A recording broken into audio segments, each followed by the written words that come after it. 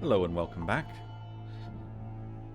Today I am continuing on with the Mermaid Mask.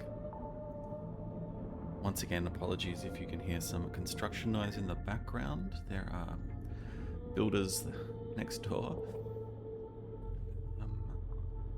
Let's get right back into it. Yeah, I really don't want to just keep playing this game, so I was thinking about delaying playing it until the builders have quieted down, but no, I just want to get right back into it.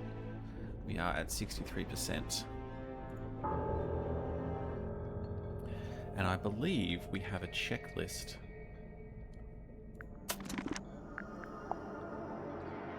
And 2 more items to get here.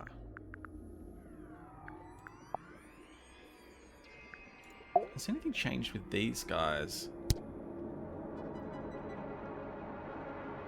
Ah, yeah, okay, so it's putting little...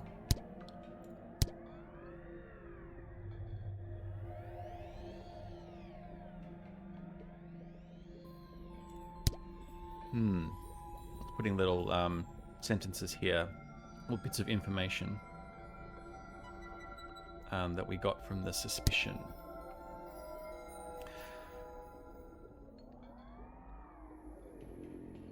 There should be another suspect, it sounds like.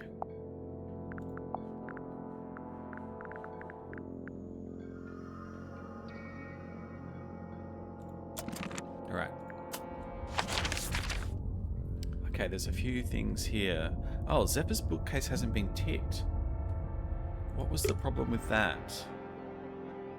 Oh, there's a Dutch... That's right, we opened up a way in. The bookcase moved. It was a secret door. But I had to go yesterday, so we left it here. Sally, you must be thrilled. My secret door quota is well on the way to being met. Alright, let's check it out. That's why there was a gap there. Oh my god. We have skulls, potions, contraptions, masks. Is the serpent's head here? I'm just looking at this, and the way the skulls are orientated makes me think of a puzzle I played in a recent game. What is this? Let's check this out. What's that? A letter? 2 letters. 2 handwritten letters found in the Cabinet of Curiosity. The letters are written on notepaper branded with the stone top in logo.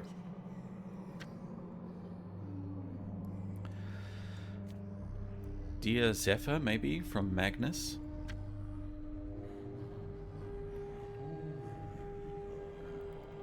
Yeah, it seems both of these are from Magnus. Let's have a read.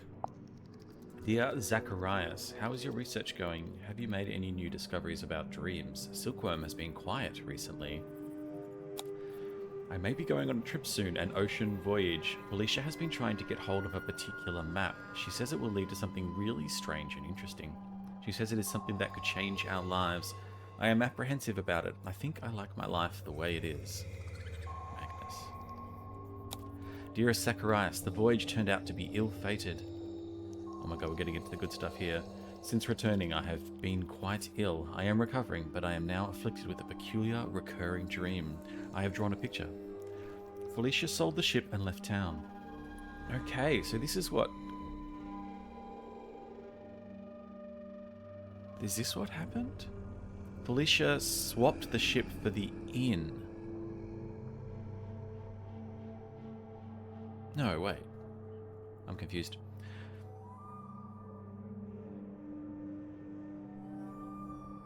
Felicia sold the ship and left town. I believe she took the opportunity to do these things while I was bedbound so that I could not argue with her. I cannot fault her this strategy, for I would have demanded answers had I been able. Okay, sorry, I do remember. She sells the ship and gives the inn to Magnus, and then Magnus trades the inn for the submarine later on. In pursuit of the answers I seek, I have entered into a peculiar agreement. Now, is this the agreement with Moon? And soon I too will be leaving town. In fact, I will be staying on board a submarine for a time. And now, the reason for this letter. I would like to request that you accompany me on this venture. You could bring your equipment and continue your studies on board. There is plenty of space, and the voyage may even afford you unique research opportunities. This is a picture of his recurring dream.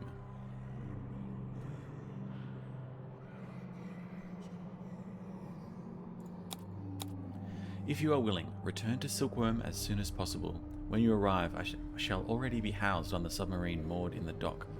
Important. Go to the Stone Top Inn and retrieve the large stone cauldron from the cellar. Conceal it amongst your supplies and bring them all on board at the same time. I will meet you on board. You can set up in what is currently the infirmary, and I shall take the cauldron from you a little later on. Okay, so this is the full setup here.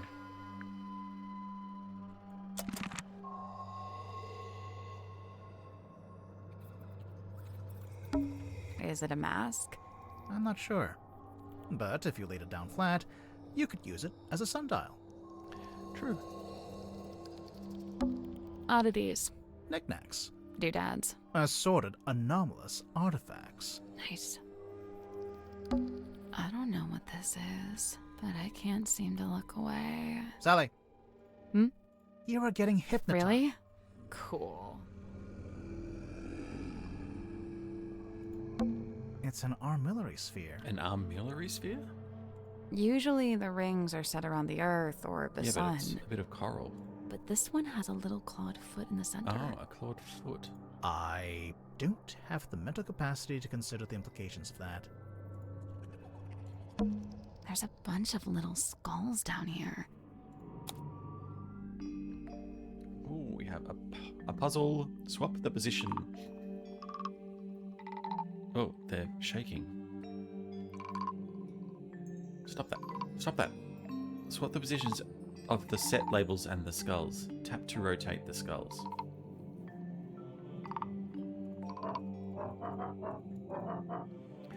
Okay, I can rotate the skulls.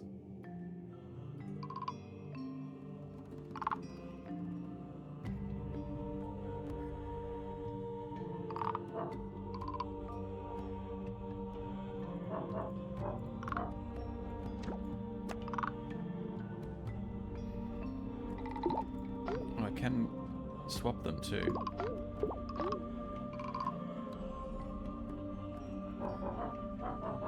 Oh.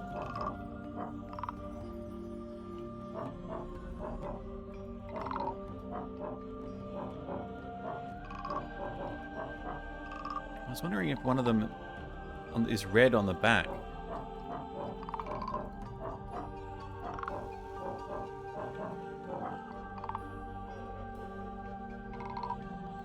Pointy nose.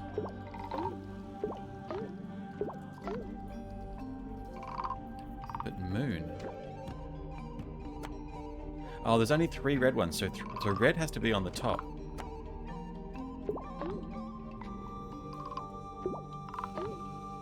Okay, I see how to do this. Oh, and the shaking one. How many shaking ones are there? 3. So shaking is on the top too. Eyeballs, there's 4. What's this, a jaw? 1, 2, 3, 4. There's 4 jaws, so you can stay here. Moons. 1, 2, 3.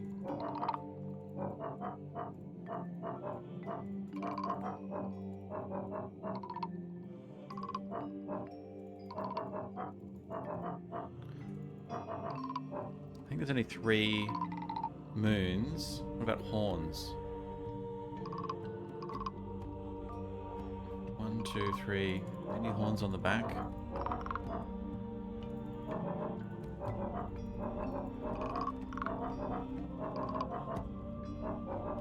Hmm.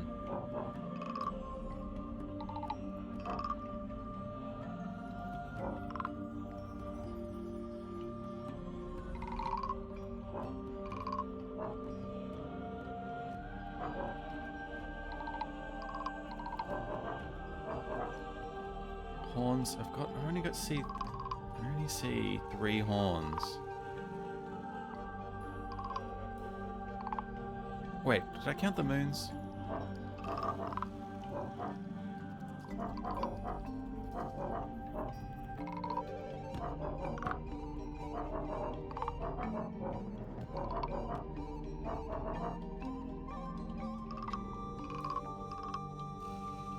I only see 3 of those as well.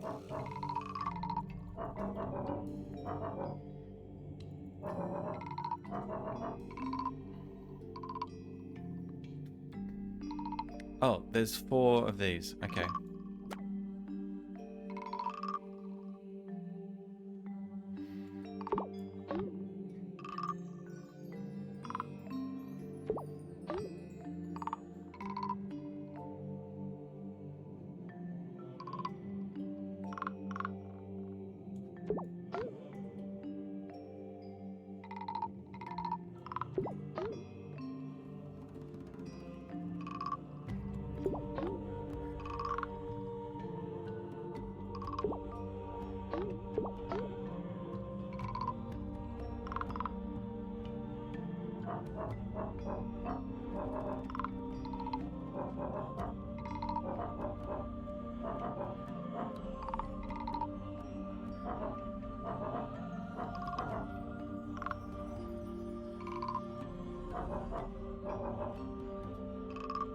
Is this it? Hey, I did it. Okay. I'm impressed. Now what? What's this? Hey, it's a crystal ball. Crystal ball. On a normal day, that'd be worth a look. But I think we've already hit our crystal ball capacity. Hang on. Is that? Yeah, it's Boggy. The swamp monster from Boggy's Bog. I'm not sure what that is. Don't panic, it's just a wax model. We can't seem to get away from this guy. So, it's a unicorn skull? Slow down. Could just be a narwhal. A narwhal's horn is on the end of its nose. Oh, yeah. Unicorn. Unicorn it is. It's down here. Dr. Zephyr's cabinet? It's not a cabin. Now- A walk-in pantry is a room. This looks like one of those metal masks they used to make prisoners wear. When did they do that? You know, the olden times. Right. All right, let's check it out. The mermaid's tongue.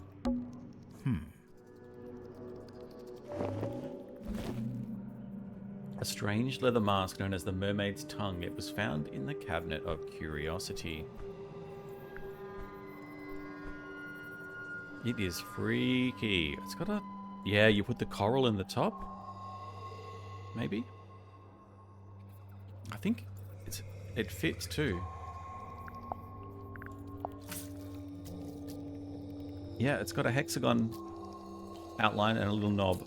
That definitely goes in there.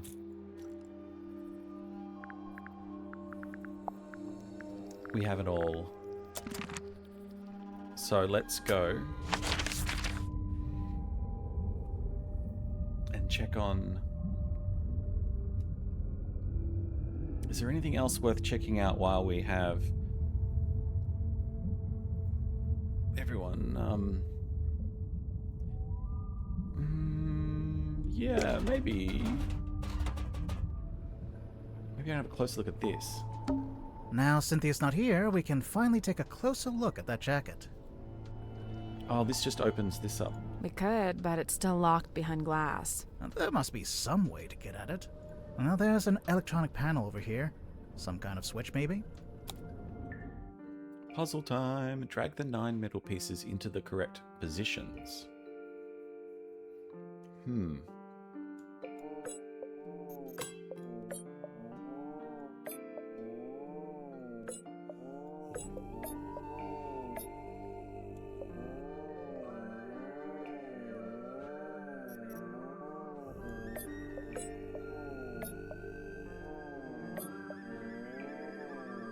I'm very confused.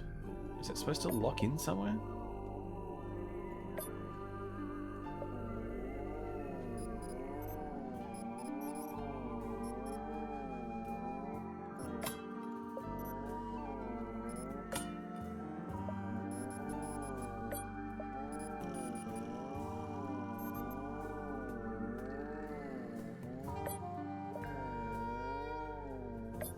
Oh, I can move this.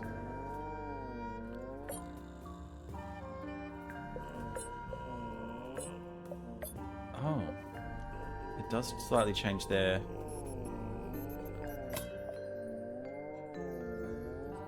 I'm just gonna get one to lock in and then we'll know how this is supposed to work, I guess. Say that you go here.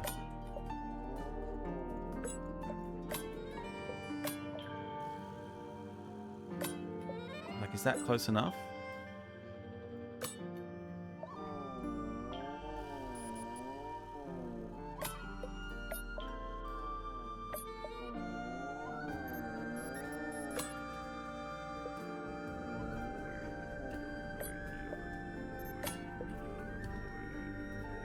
I mean, that seems pretty good, right?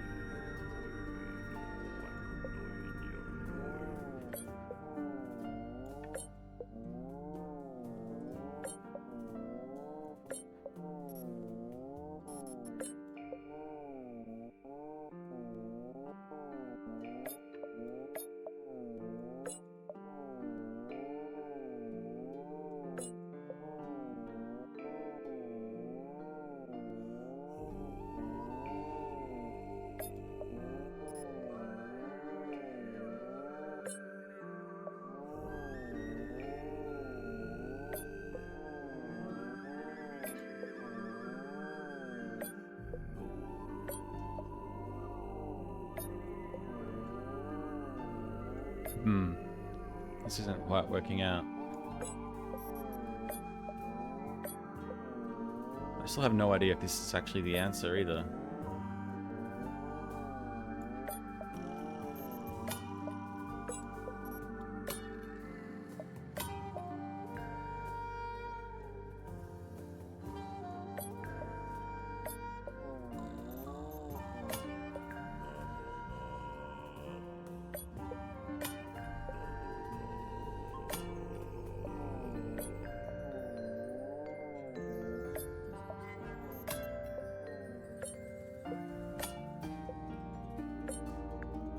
Go. Okay. Bit odd, that one. Nice. I've been dying to check in the pockets of this thing. Oh, hey, there's something bulky in here. Ooh, it's a radio. Aha. It's just like that one we found in the captain's cabin. Well, almost. Ah, so now we have a pair. Okay, so this is Sylvia, this is Cynthia.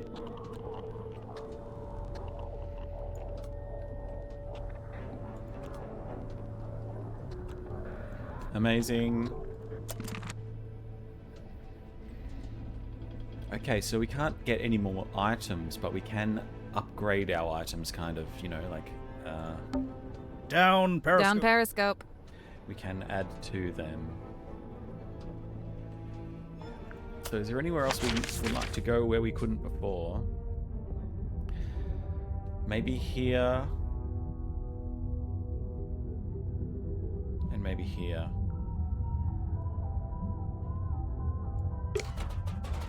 I think we might as well try this. Just to double check. A bed. It's neat as a pin.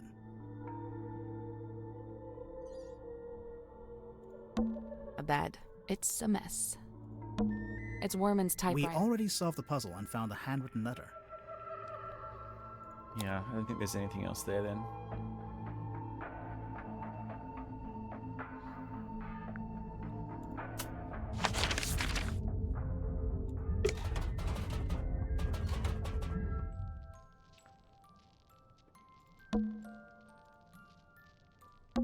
It's a model I submarine. think it's a doll's house.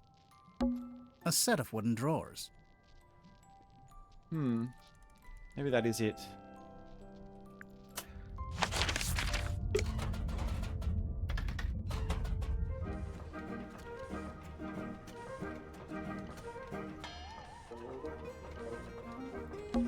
Mr. Grip's balloon basket. Okay.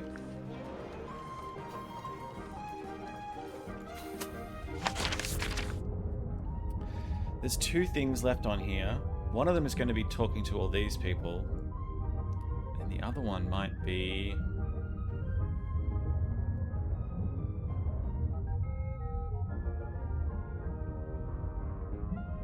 What might it be? Doing something at the end.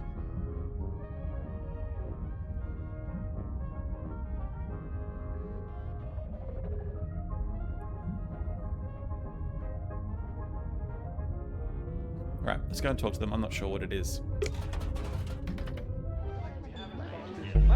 it's in here, I don't think they've spotted us. Let's stay back here. Maybe we can listen in on what they're each talking about. Eavesdropping? I never used that word, but yeah.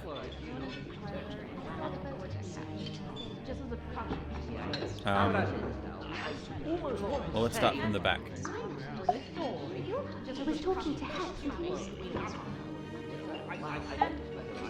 I was talking to Hex, and he about how it's still in the pocket of Mom's jacket. Maybe. We found that. Yeah, we found that. You could go out on the arm deck. Yeah, we did that. Safely concealed behind the bookcase. We found that. Maybe I should start locking my door when I'm not in there. I think we've got that. Tadpole wouldn't let me swim in a pool. Is the iron bell really not related to the crime? Alright, I think... Oh, there's something else in the grotto and the iron bell. Oh. Okay.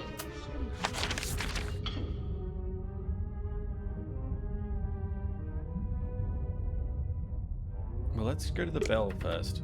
Now, I did notice when I looked at the rug... Maybe it's time we took another look at this iron bell. Oh, I just clicked on the rug. But they said it wasn't dusty or something, so I wonder if there's a hole in the floor here. So, we've been calling it a bell this whole time.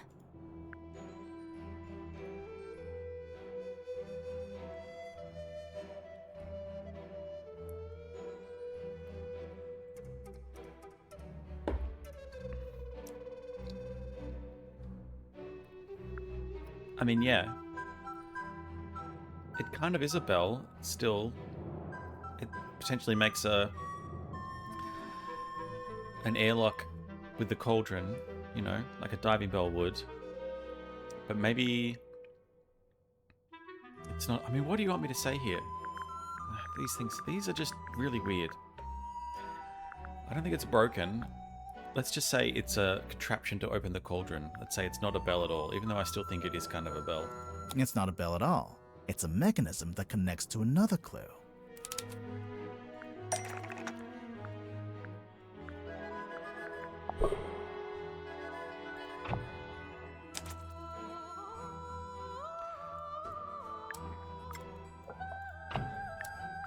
Okay, the hanging part wraps around, slots into the shape on the lid to be used to lock or unlock the cauldron. That's probably it. The hanging part slots into the shape on the lid to lock or unlock the cauldron. If the bell attaches onto the top of the cauldron, then it must be possible to move it down into the room below, into the illusion theater. What are you suggesting? We carry it along the hallway, down a ladder, along another hallway? No, there's gotta be some simple way to do it. Yeah, let's take another look at this room. Should we move the table? I'll let you do that.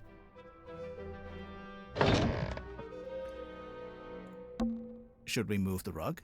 Move the rug. Me again, huh? Aha! Should we move the lid? I can take this one. Wow, thanks. Okay, let's... So, what now? Do we just turn the rope winch ourselves? I guess we could, but it's probably easier if we use the handle. Okay, I wanted to go and look at the little pin or whatever it is in the bell. I I don't see a handle.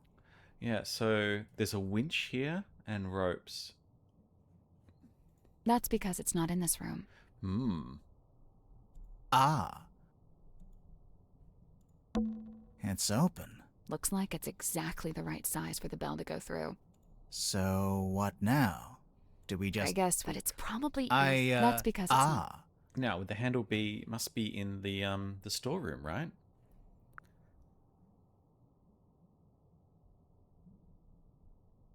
Where did the table actually go? And what was this again?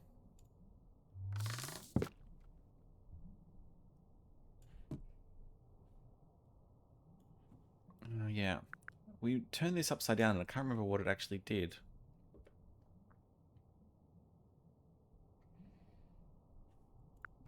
It's all gone quite silent as well at the moment.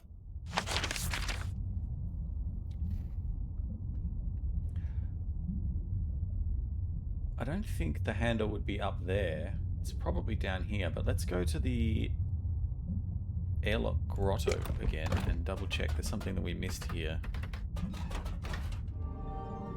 It seems like.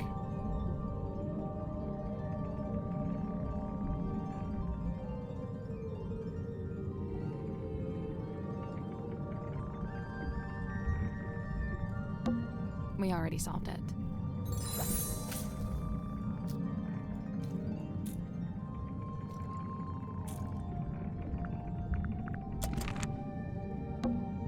Don't touch that door. I doubt you could open. It's probably pressure. But if the Then room- yeah, you could use it to go outside.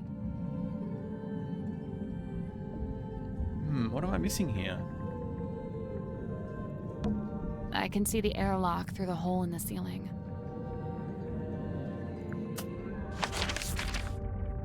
Oh, this is the dome tank. This is the airlock grotto.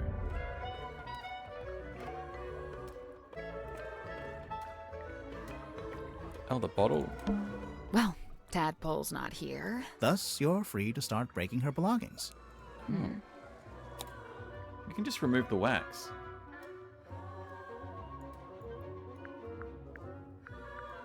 What is it? What? What is this? Just drop the bottle on the floor if you want to break it.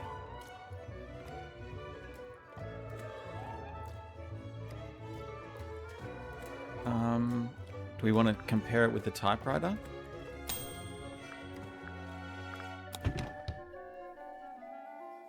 What's the least likely to not break? This. Now we can finally take a proper look at this.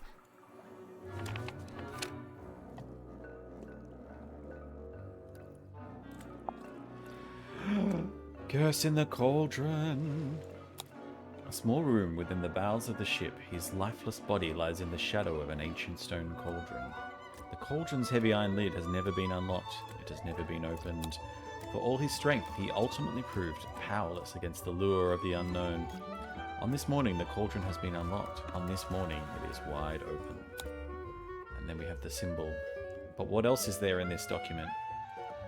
On the other side, we have some more. It is understood that Party A? Is this the rest of the contract? It is understood that Party A commissioned a Mr. Donovan Drummond to construct the Matuga submarine by combining parts from two other vessels. Party A claimed to have paid for this transaction alone, and thus was the legal owner of the Tortuga submarine, despite its name. Oh, so this is due to recent discoveries that Cynthia was for some reason hiding.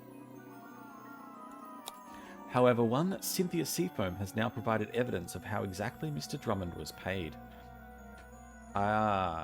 It transpires that Mr. Drummond was paid with the deeds to the Stonetop Inn, which belonged solely to Party B at the time of the transaction.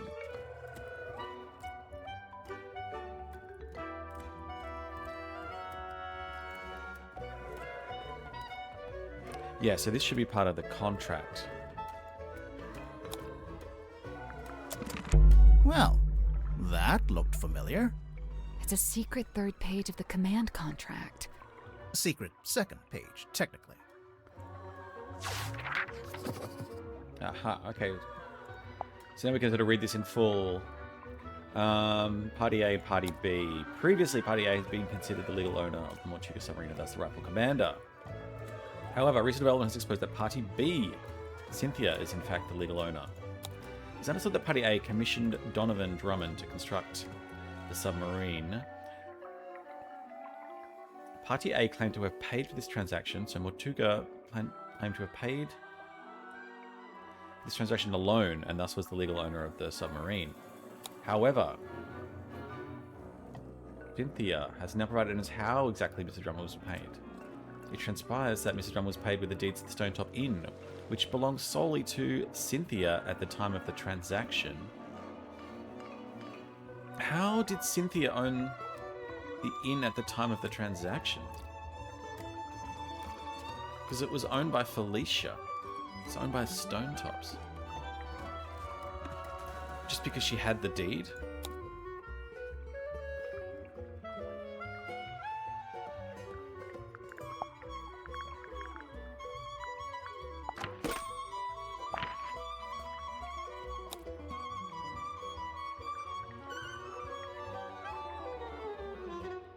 Yeah, it goes from Felicia to Magnus.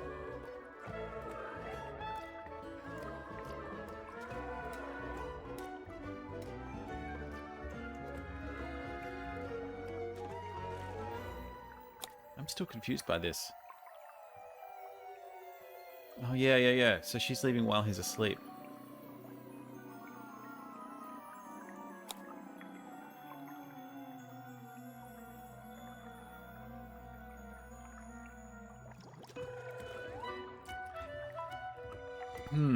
The letter that Magnus wrote to Zephyr also said that Felicia sold the Selena to Drummond. What did she receive in return?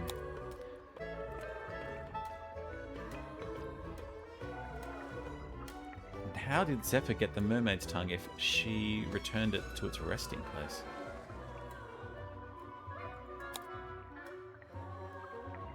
But then again, here it says, this document may be presented as proof to one's ownership. So maybe just having this in your possession actually makes you the owner of the Stone Top Inn.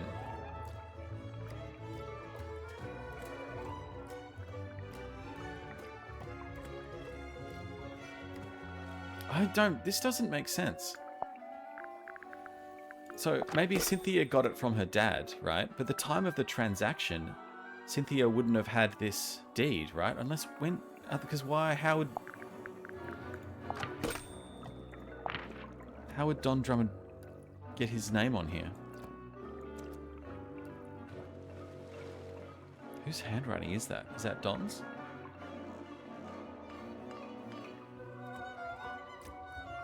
Like, you would imagine this would have been handed over from Magnus to Don, and then he would put his name on it at the time of the transaction.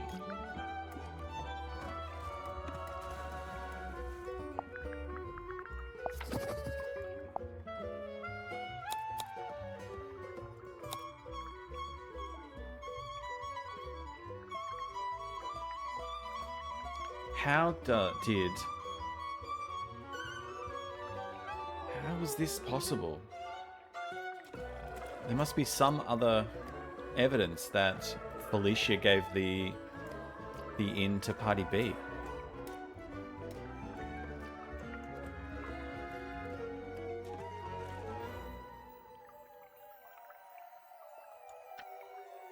I'm very confused. Maybe they'll explain it. Is that everything? Nearly. There's one more room we need to revisit.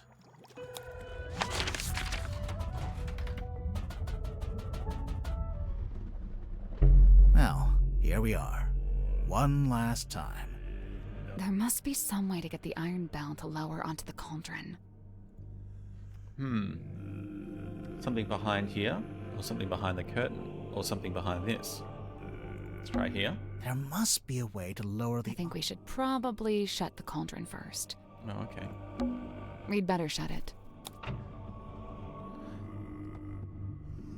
Okay, now let's look behind There here. must be a way to lower the... There must be a way to lower the... That poster. It's taped to a pipe on the wall. The pipe looks a little loose. Do you think it's supposed to move? Was this how the thing got upside down? Yeah, okay. Oh, I didn't notice this little circle here.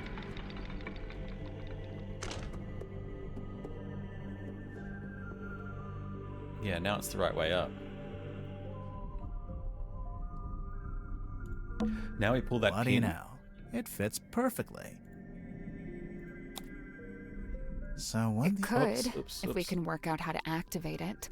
I didn't realize he was going to speak straight away. I wanted to...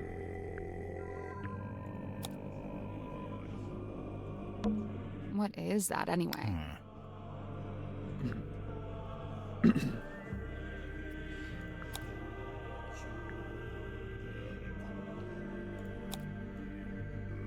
Let's go... No?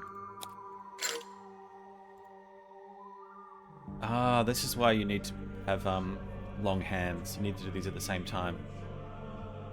Long arms. I can't quite reach both handles at the same time. That's why there's two of you. Maybe if my arms were... a little longer? You know, you don't have to stand there with your face pressed into it. I'm not. Because there's two of us. We can take one handle each. Oh, right.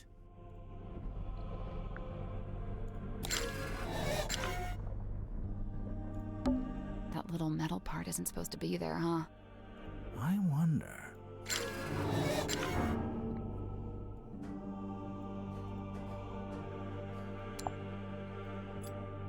A small metal fragment that was lodged into the iron bell.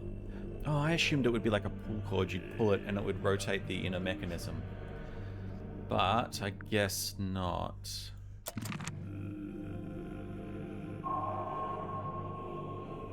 Chapter 5. I feel like we missed a chapter. Did it go 1, 2, 3, 5? It's just been so good I haven't been able to pay attention. The unveiling of the illusion theatre. Unveiling. A murderer and a thief. Let's put this together, shall we? Go ahead. So, Mortuga opened the cauldron in order to take something out of it. And that's when he was killed. Okay, but how was he killed? I don't know. I feel like we need more information still. We could guess that there was something inside the cauldron.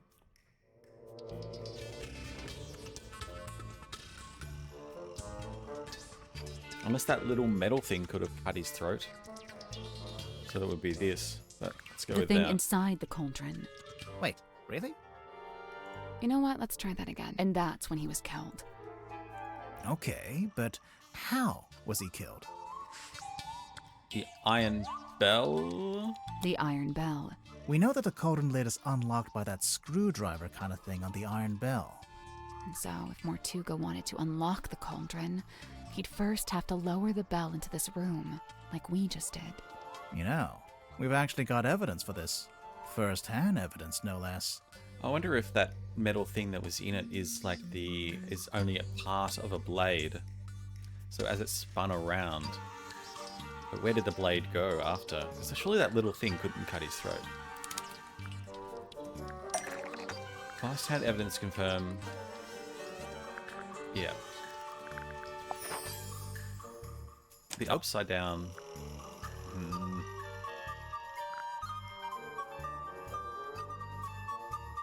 This is a different sentence. Something or someone showed us a vision of Mortuga and the Iron Bell.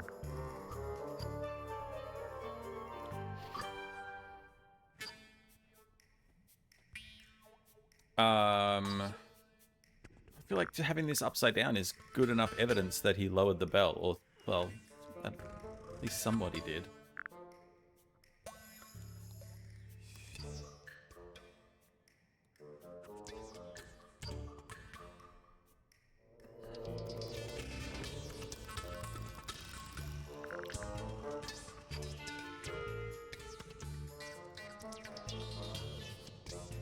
Um.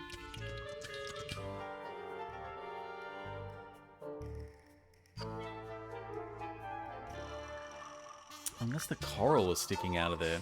Now, are they talking about the film projector or the pipe?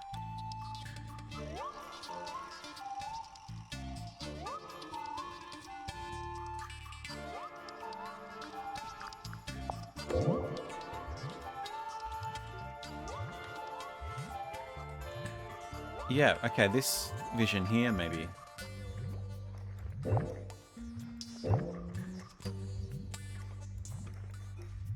Yeah. Hex had a memory of seeing Mortuga through the window of the Illusion Theater. Oh, yeah. Look at that. The dark shape that lowers down in front of Mortuga. That's the Iron Bell. Must be. But then to actually unlock the cauldron, you have to turn the handles on both sides of the bell. Yeah, well, we just did that too. It was easy. I mean, sure, if you've got two people taking one handle each, but how did Mortuga do it? Let's have a think. So, we can't see... No, not this one. There's no one else in there.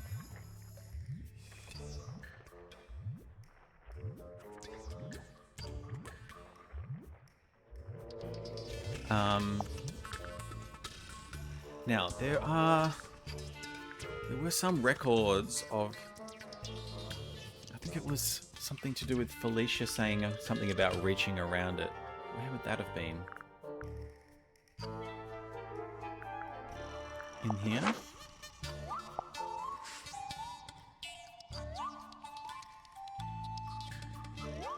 Oh, the key! Oh, that little bit of metal was... Okay, I think I get it. That's... Her necklace was the key, and that bit of metal was part of it.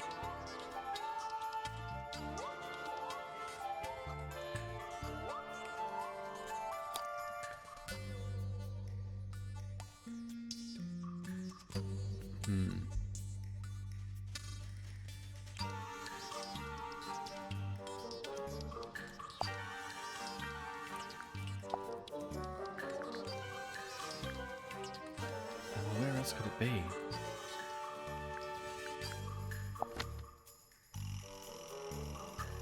I don't think it's in here.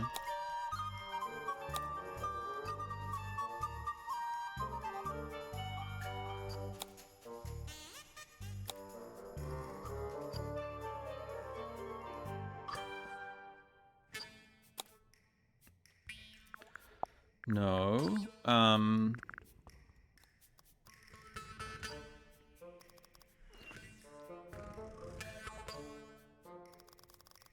What am I missing?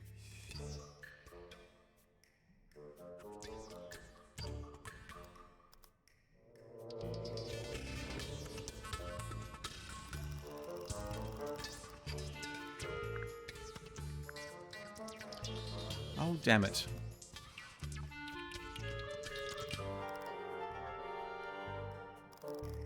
I remember reading this somewhere.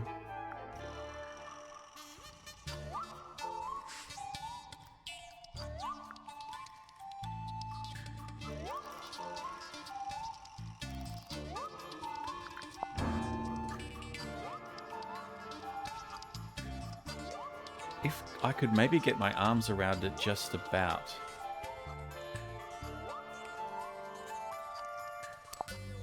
Yeah, this could definitely be part of that that necklace.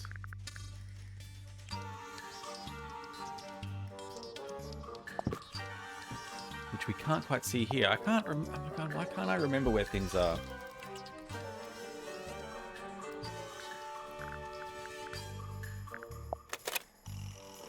That's right, we've got the third one. The rain is incessant, but it's oddly...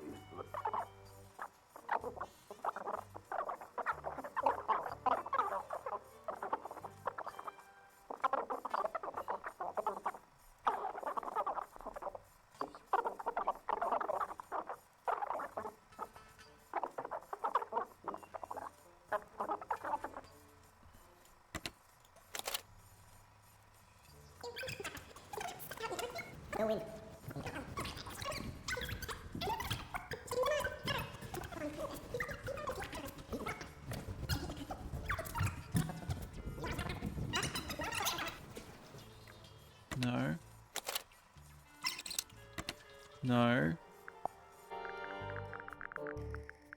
But how did Mortuga do it?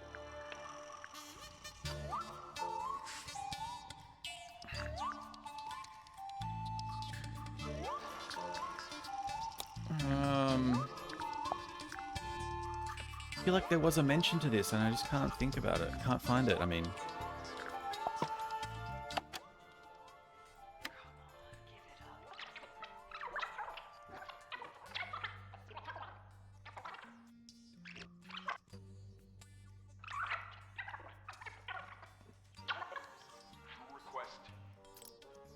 Oh, this one. What's... No, that's... yeah. Hey, listen. No. And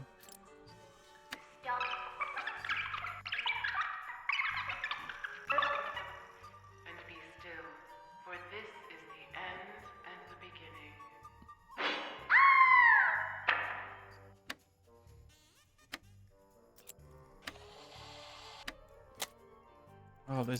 There's multiple ones in this. I forgot about that.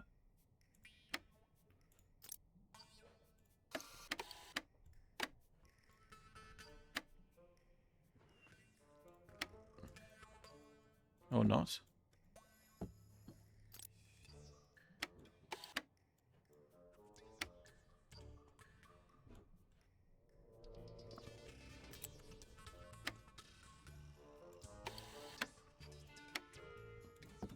What is going on? Is this bugged out?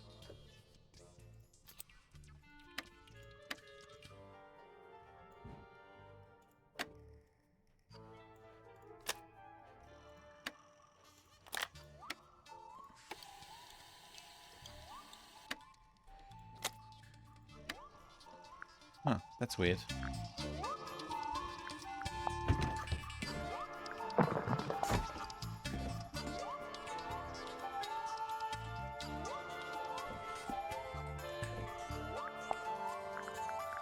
The morning envelope?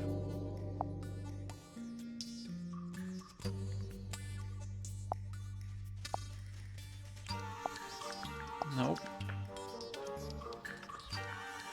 Oh, maybe I just have to guess.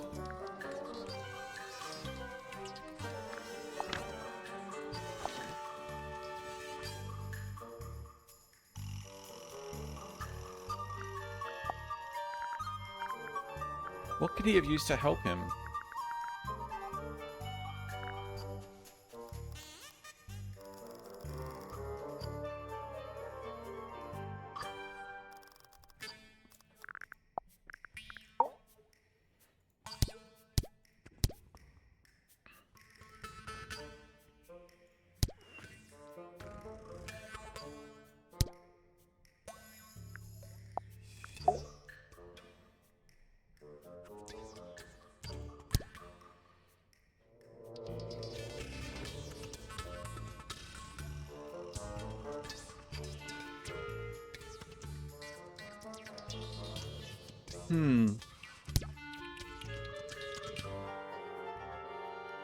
Is there any evidence that he could have done it by himself? I feel like I might have read something like that.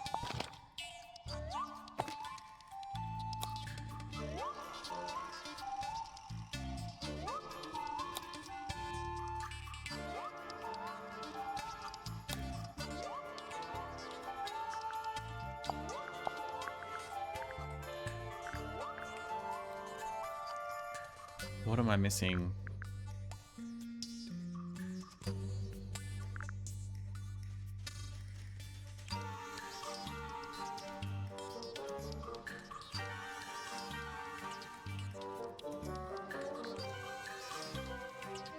Alright, I don't know. I'm just gonna have to guess.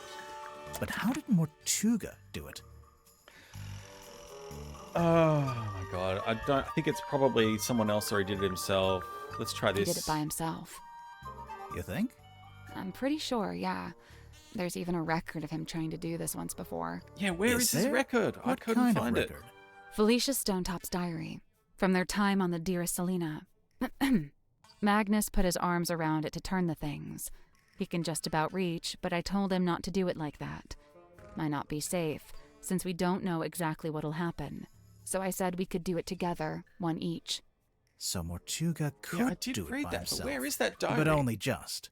Right, only just. In order to reach both sides, he had to place his body directly up against the bell, just like you were trying to do before I told you not to. And that's what got him killed? What was it about the iron bell that killed this thing?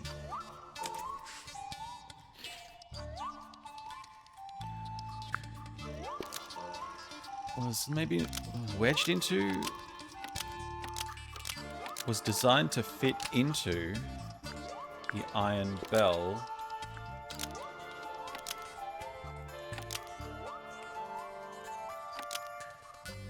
Yeah, I don't think it was designed to kill him. It could be this. A metal thing was designed to fit into the iron bell to kill Mortuga when it rotated Yeah, I around. don't like it. That doesn't sound Almost. Maybe just change one thing. right. Wedged into? A metal thing was wedged into the iron bell to kill Mortuga when it rotated around. I still don't think it Mortuga was put cut there to straight kill across him. the neck when the upper section of the bell swung around. We saw how fast it goes, and it's really heavy. It must have a whole load of force behind it. The little metal thing. It's not actually part of the iron bell. Someone must have put it there. It's the Right, key, the right? culprit, It's the presumably, key to the knowing iron it would bell. kill Mortuga if and when he tried to unlock the cauldron. Only it's, kind of small. Even if you did press up against the bell, I'm not sure it's long enough or sharp enough to cut you.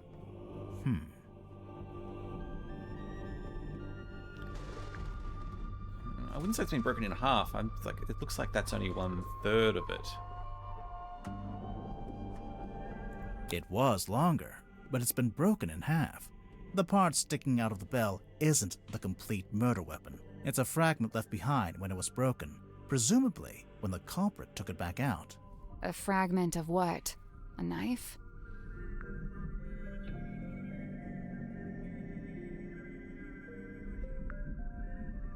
Oh, is Felicia come back to kill him? The black box?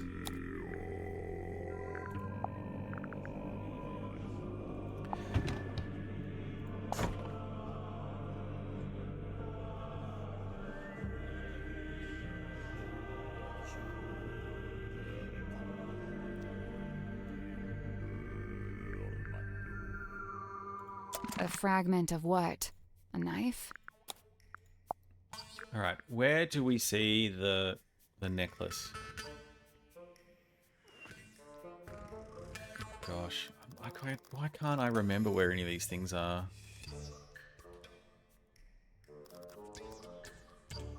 Where is Felicia's diary?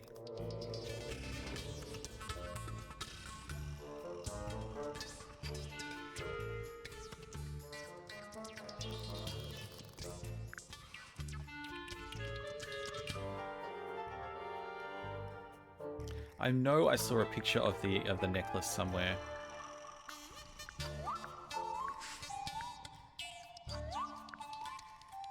Here, the figurehead. Yep, so imagine this is what was wedged into there, and this is the pointy blade part. Just one of these rings was left there, so there's still like most of it somewhere else. But where would it be? Because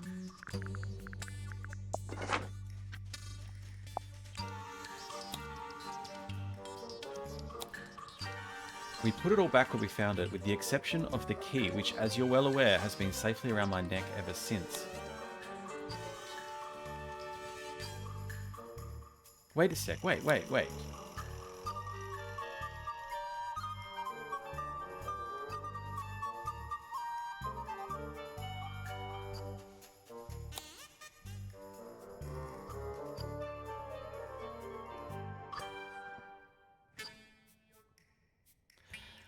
Who is this SS? This is Selena Solomon. It's a stone. A fragment of what? A knife? Something No, taken out of no. the black box. Gosh, I didn't mean to click this. I needed to go back, but I suppose I still can.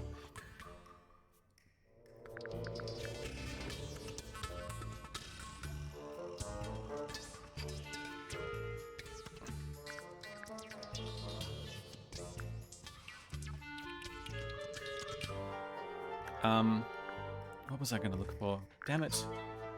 I just want to have another look at this. Selena. So, yeah.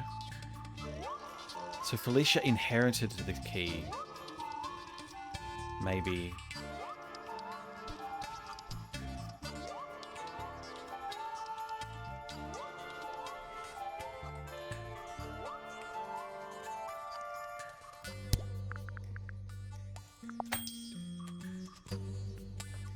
Okay, that's Felicia and Sylvia. Who's wearing the necklace here? Not her. Felicia might be.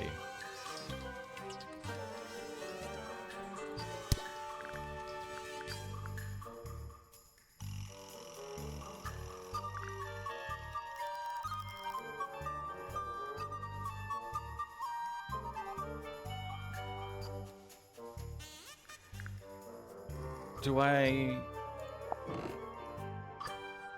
We'll get to that later. No. How do I...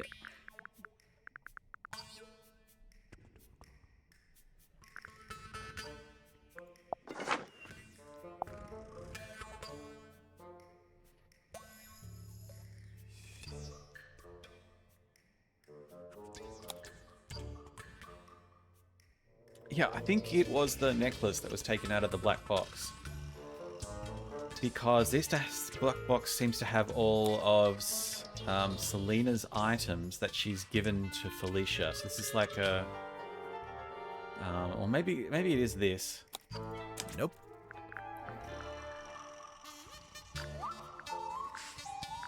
Is it in here?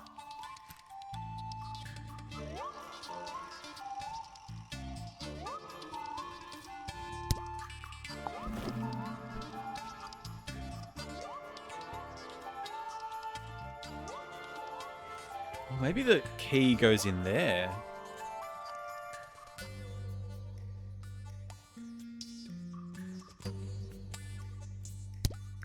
Where is...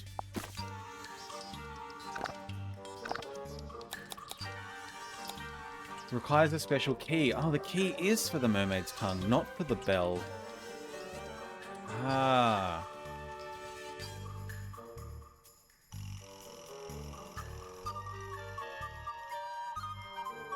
This keeps changing. It's so weird. That's not right. The most important of the 3 items that were taken out of the black box.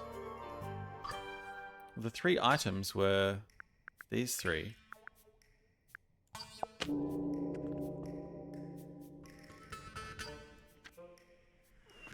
Was the key inside here?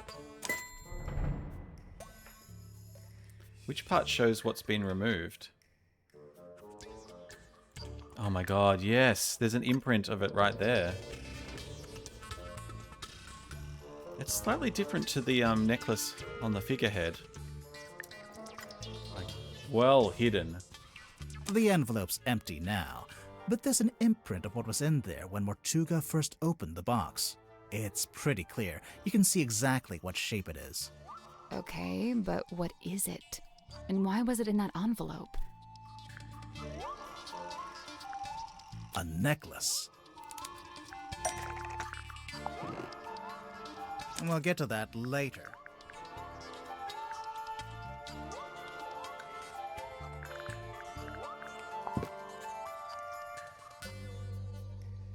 Yeah.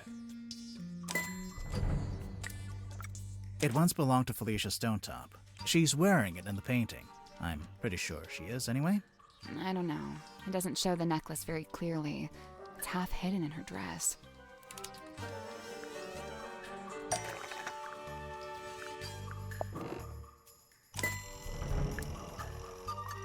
This is a slightly different design, but... Here it is, as worn by Selena Stonetop, Felicia's mother, who presumably passed it down to her daughter. I'm assuming that's why it was eventually sent back to Silkworm, back to its original owner after Felicia died. So, the mourning envelope was sent to Fellow Manor, and then Selena, or Governor Fellow, or whoever, they put it in the black box. And then eventually Mariana comes along, finds the box, brings it onto the submarine, and hands it to Magnus Mortuga. who then opens it while he's in the captain's cabin with the culprit. With the culprit?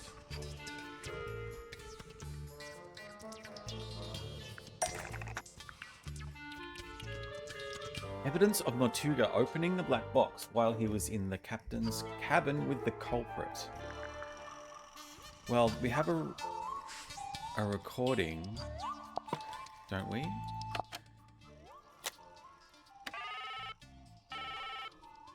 Now this is working. Hello, who's this? My name is Magnus.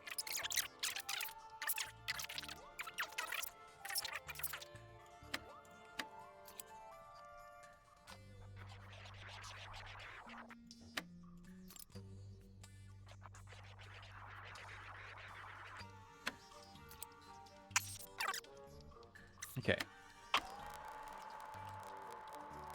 I really don't know why you're here. This doesn't concern you. Even if it does, it is wholly unrelated to our unfortunate voyage.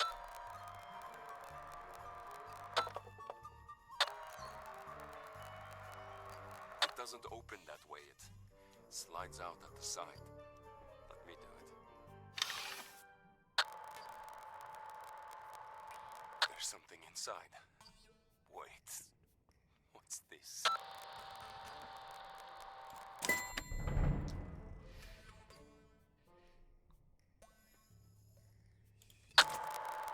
I really don't know why you're here. This doesn't concern you. Even if it does, it is wholly unrelated to our unfortunate voyage. It doesn't open that way. It slides out at the side. Let me do it. There's something inside. Wait. What's this? But what happened next? Well, we know Mortuga didn't stay too long in the captain's cabin, since Mariana told us he came back into the control room. So, maybe Mortuga left the culprit in the cabin with a necklace? And that's when they could have wedged it into the side of the iron bell, so that if Mortuga attempted to unlock the cauldron by himself, it would be the last thing he ever did. All right.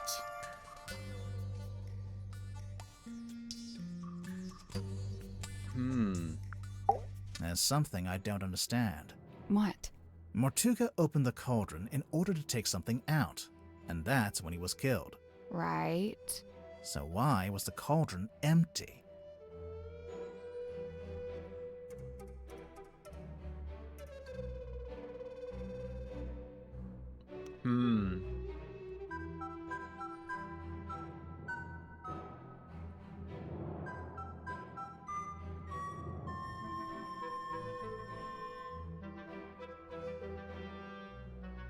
I don't know. I actually don't know.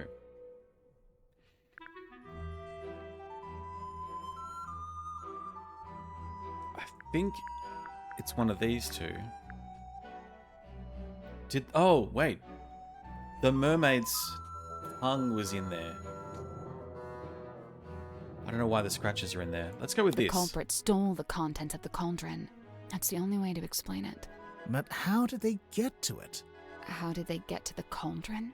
You mean because the room was locked? Well, not technically locked, but Mortuga turned the wheel to shut the bulkhead door from the inside, and he shut it tight, probably as tight as he could, and by all accounts he was pretty strong.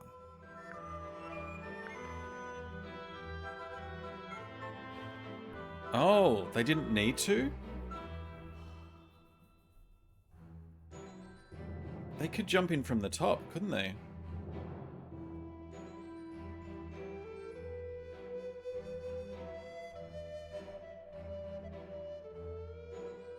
Then how would they get out? Well, I'm going to go with this one. But it could be they opened the door. The culprit didn't need to use that door.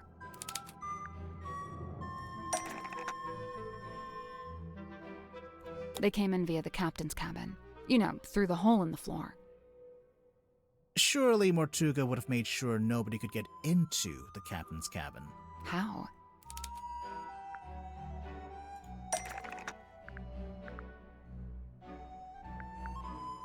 He locked it with the key?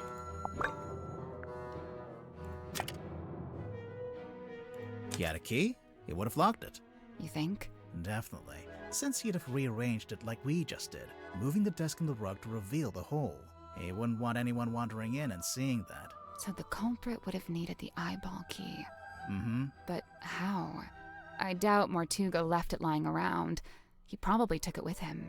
Yeah, I'm pretty sure Mortuga did take the key into the Illusion Theater. But then he died in a locked room. So how did someone else get hold of it? Alright, we're gonna have to put this together.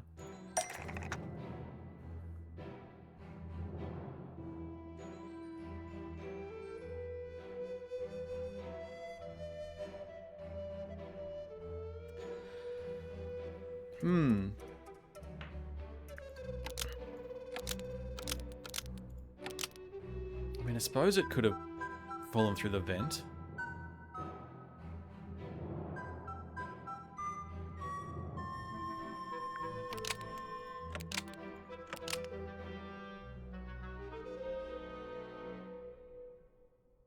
How could it get to the airlock?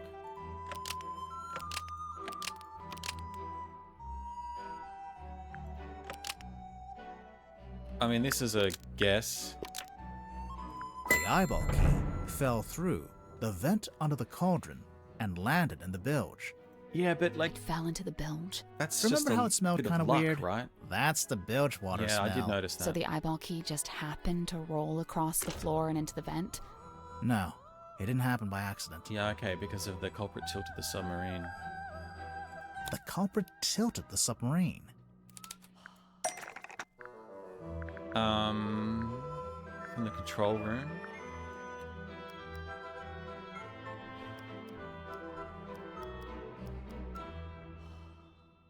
Or with the radios. Can you use the radio to do that? Control it?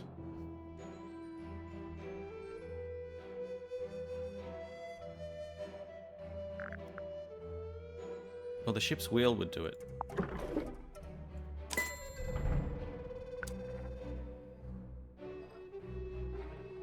The valve wheel. Making the submarine surface tilts the front end up and the back end down. They moved the whole submarine just for that? Yeah, but if Yep. the key was in Did his we, pocket, it still wouldn't have necessarily any roll evidence for down. that? Aside from most of the suspects mentioning it in their statements. Oh yeah. Anything else? Yeah, well, there's two things. All three of these are kind of right. A phenomenon observed at the crime scene. The blood dripped down. A clue found in the control room. The captain's log, although it was scrambled. And this is the same as this, really. So it's not really a phenomenon. It's more, actually, maybe it is closer to this. It's a phenomenon that it. These are a bit confusing, so I'm going to go with the logbook. A clue found in the control room.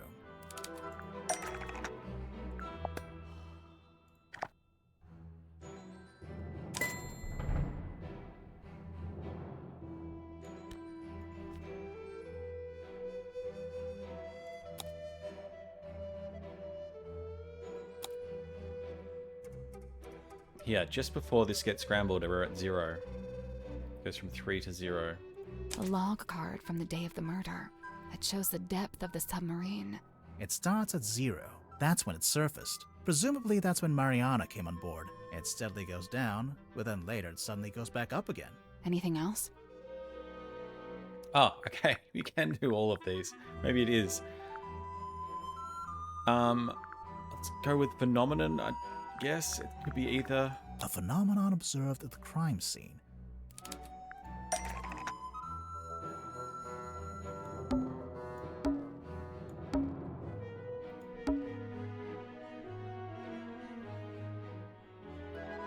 Maybe the tilted stool means something, but I'm talking about. I want to put the blood running. I don't know where I'm supposed to click this. Mortuga's blood. It pulled out first, but then started running down towards the bilge vent. Anything else? Oh my god, it is all 3. A clue found at the crime scene. I'm not sure what this one means though.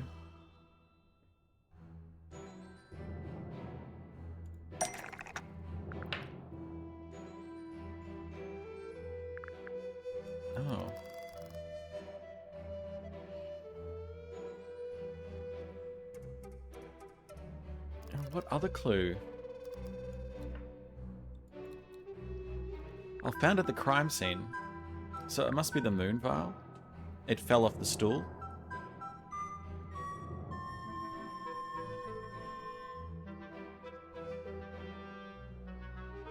What else is at the crime scene? Nothing.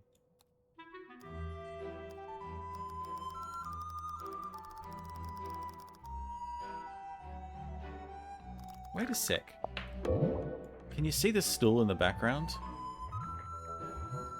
Or the potion?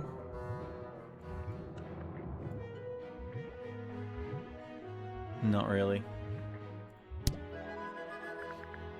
Alright, well we'll go maybe the guess that this was standing on the stool and it fell over. The moon vial. How is that evidence of the submarine tilting? It makes sense if you know where it came from. Oh yeah, we found a part of it that got left behind.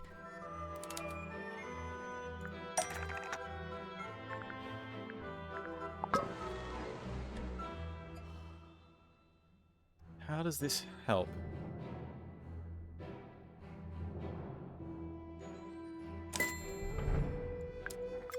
So the moon vial rolled right off Mortuga's desk and through the hole in the floor. Oh, okay. Once the culprit had the key, they could let themselves into the captain's cabin, which, as we know, gave them access to the crime scene from above. They climbed down the rope, through the hole, and into this room, where they were free to take the content of the cauldron for themselves.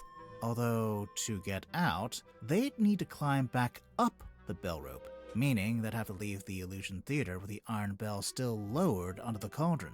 Right, well, yeah, I figured they just turned the rope winch manually. I'm sure you could, even if it's not how you're supposed to do it.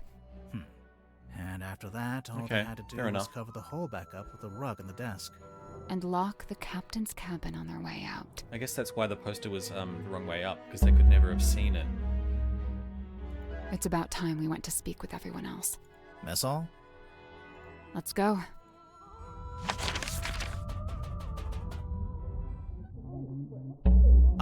Where did everyone go? Wait, do you hear that? Where are they? All in the parlor or something? I can hear them arguing. In the parlor? What's going on?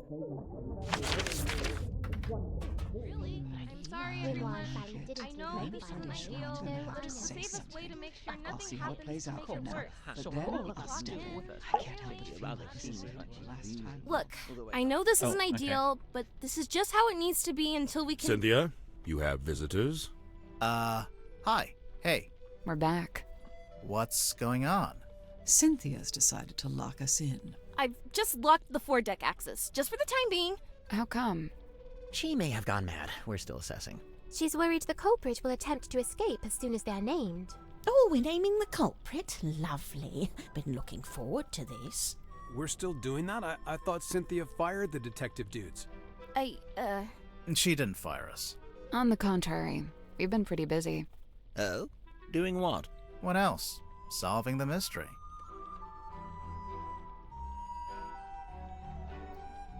I think it's either Zeppa or Tanya. Well, Zeppa has had the mask, right? Oh, but he went to the grotto after, and maybe he grabbed it then. So maybe it is Tanya. At least Tanya was the thief, I think.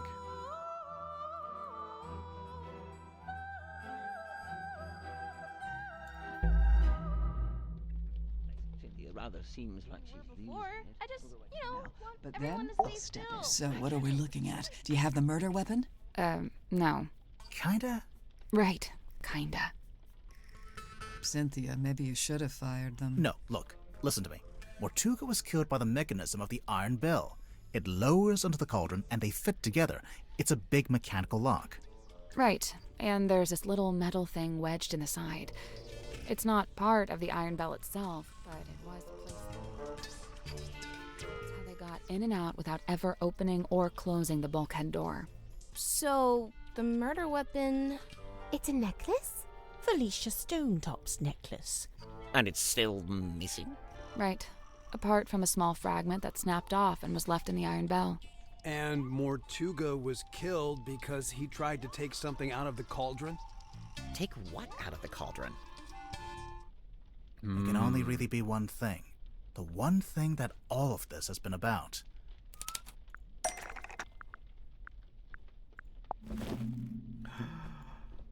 The mermaid's tongue.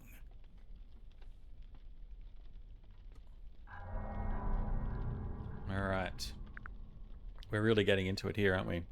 I'm just going to take a small break, grab some water. Alright. I am hydrated. Let's get on with the mermaid's tongue. The mermaid's what? It's a kind of ancient artifact. Mortuga found it on a sea voyage years ago. Right. The same voyage captured on this film reel and depicted in this bottle. Captain Felicia Stonetop and her helmsman, Magnus Mortuga. They went off into the ocean on a ship named the Dearest Selina. And came back with a mermaid's tongue. And that's what Mortuga kept in the cauldron? But it was empty. It's been empty since we discovered the murder. Quite right. If this mermaid's tongue came out of the cauldron, where's it been this whole time? Well, we found it in Dr. Zephyr's cabinet of curiosity. Did you? Fascinating. But what is it? What does it do?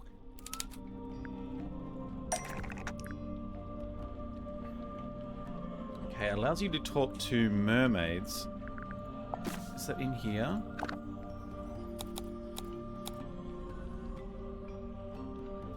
No, not mermaids. She who lies, yeah, to her. So maybe we'll go with this. The mermaid's tongue, said to facilitate communication with she who lies beyond the veil. Requires a special key to operate. Huh. A key? What kind of key? Wait, facilitate communication? What does that actually mean? It's a translator. When worn over one's head, the mermaid's tongue allows you to commune with the mermaid. Thus the name tongue, referring not to an appendage, but to the language spoken by the mermaid. How nice. Anyone gonna tell me who the mermaid is, or...?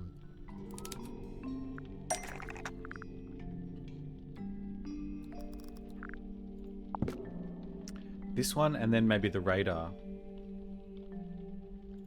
Move. Oh, I never saw this move before.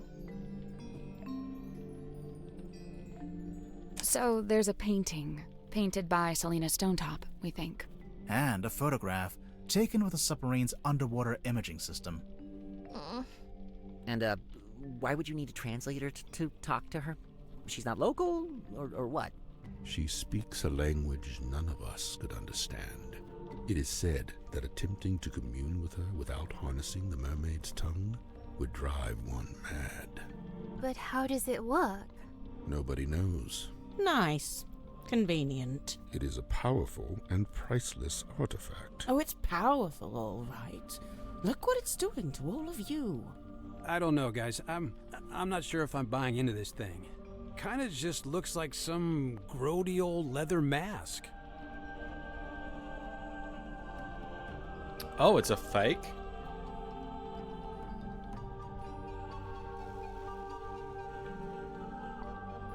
I know it's not complete. That's because it's not complete. How do you know? So this image here, it's a photograph of a drawing.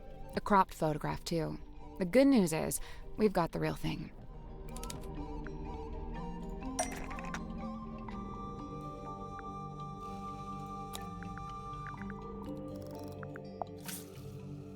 That's not right.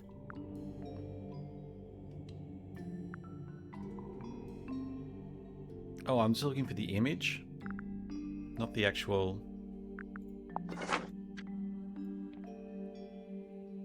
That's the bottom part. The top part... Oh, it's both parts of the map, yeah.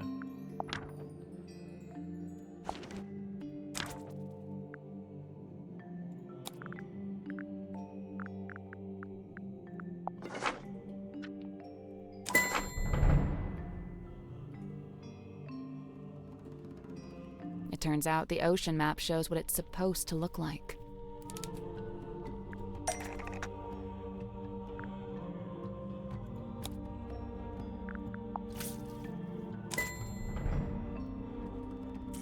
not the coins, the coral.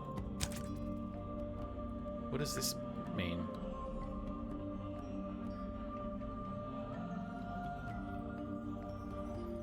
Oh, the gems are the eyes.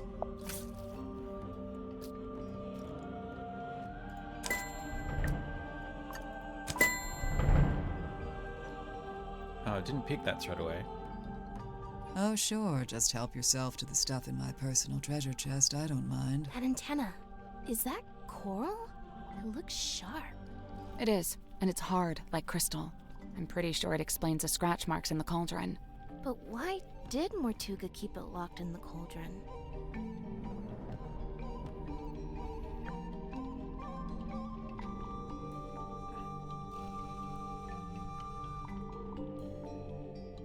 Well, I think it's because he wanted to keep it hidden, because he knows that it's dangerous, right? Because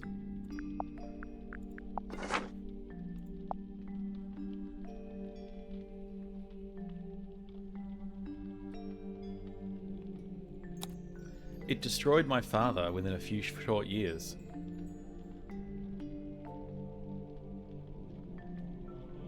Yeah.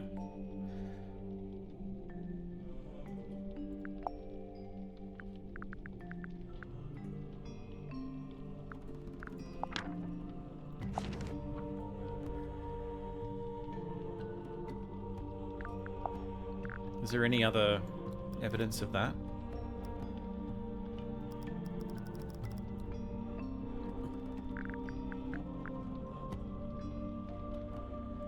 I mean, probably, but I'm just going to go with that, I think. But why did Mortuga keep it locked in the cauldron?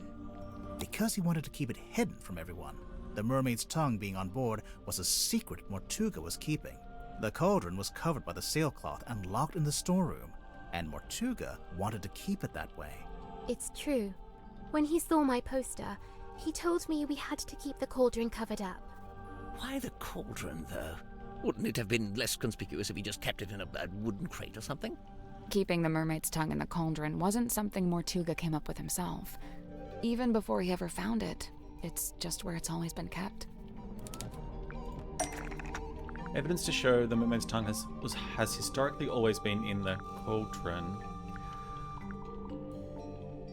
I kind of want to stay with that, but maybe there's something else. Let's go with this. We put it all back where we found it.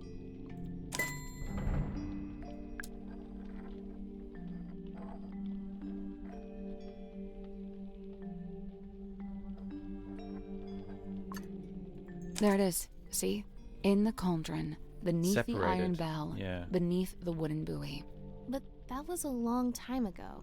How do you know the mermaid's tongue was still in the cauldron at the time of the murder? Well, Tadpole told us about someone she saw on the aft deck shortly after the murder. She described it as a demon, with a single horn and glowing eyes. The culprit wearing the mermaid's tongue. Right. We figured they'd just taken it from the cauldron after killing Mortuga. So the culprit knew about the mermaid's tongue, knew what it was, knew how to use it. Definitely. But Mortuga never really told us about any of this. How did the culprit know about it?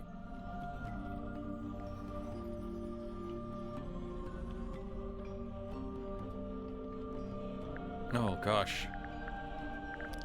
I'm starting to think, well, maybe it's not Tanya then. What did Tanya tell us?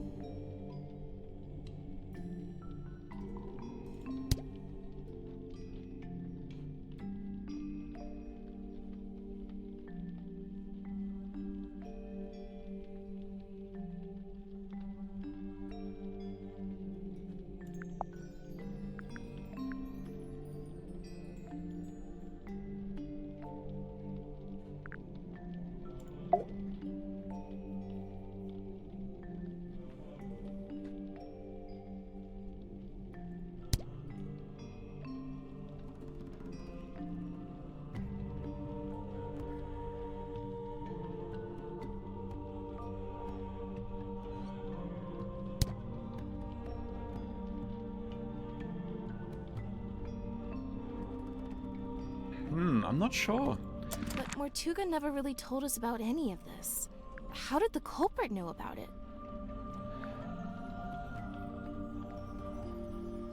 Unless the culprit is not one of these 9 people, which is very possible.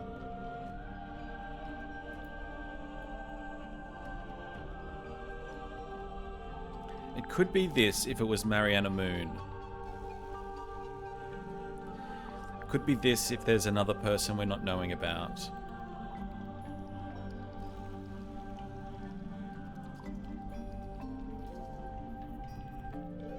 I'm gonna go with this. Otherwise, it'll be this, I think. Because they forced Mortuga to tell them all about it. Are you sure? Not really. Not really, no. So the culprit knew about the Definitely. But Mortuga never really told us about any of this. Oh, you know, How it did is the a third culprit know person. about There it? is a third person. Of course, yeah. Because they were the third person on the Dearest Selena voyage. yeah, and we see the person in the doorway, the 2 eyes. The third person? In addition to Magnus Mortuga and Felicia Stonetop, I assume. Right. It was a crew of 3, not 2. And what evidence have you collected to support this? Evidence? Let's see.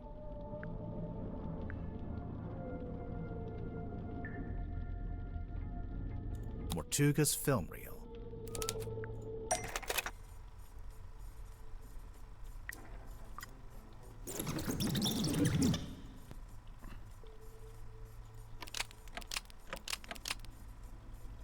Oh yeah, look at that. Spooky. Let's see.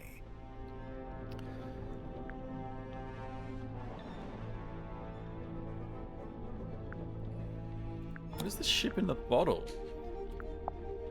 How does that suggest a third person? Unless that's a person.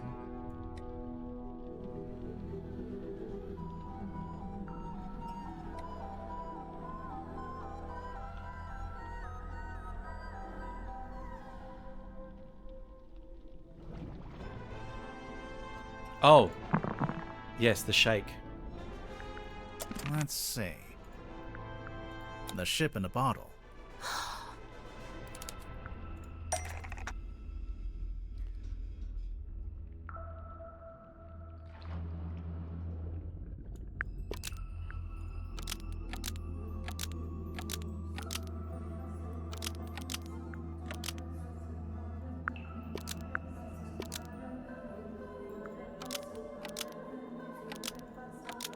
Aha.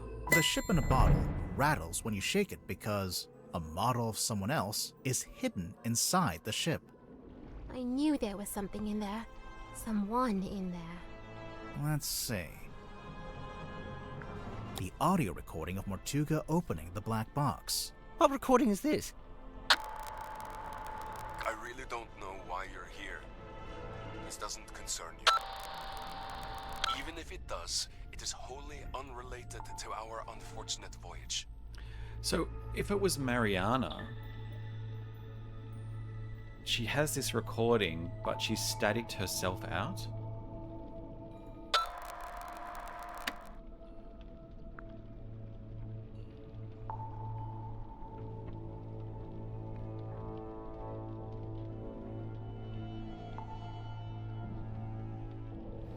Oh, I think it's one of the first 2. The audio is recorded by...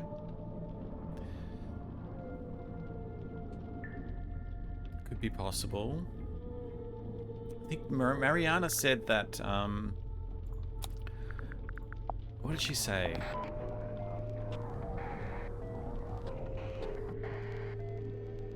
No.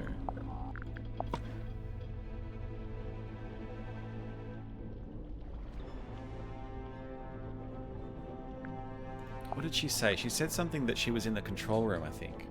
What if she wasn't?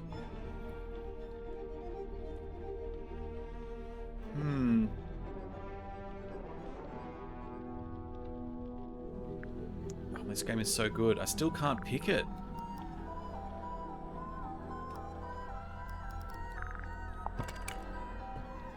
Is this the third person?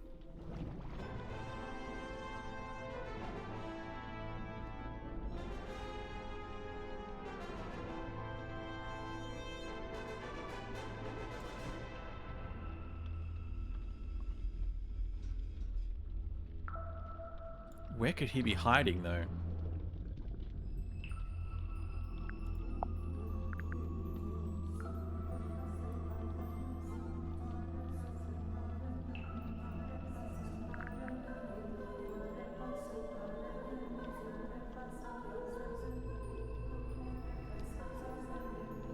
Or could it be Felicia?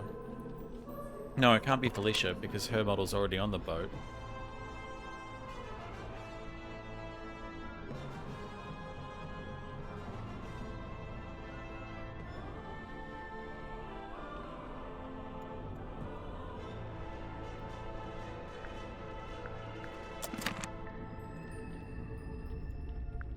Mortuga is talking to the third person from the voyage.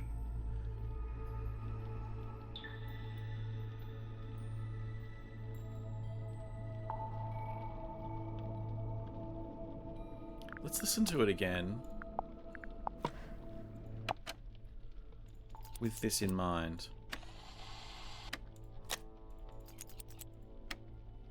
Oh, why aren't you working?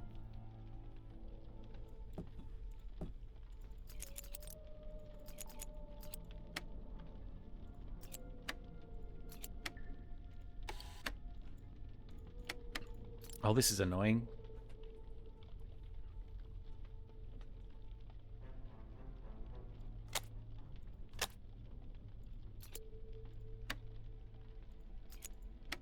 Oh, crap. I was trying to see if it could be him talking about someone. Alright, we'll just go to... Because I can't do that. Because I can't check that, I might just... what was he saying? If he was talking about someone, he'd be talking to himself. Was he talking to the painting? No. No, it can't be someone else. He can't be talking about someone because he says that's not how you open the box. So I think it's a 2.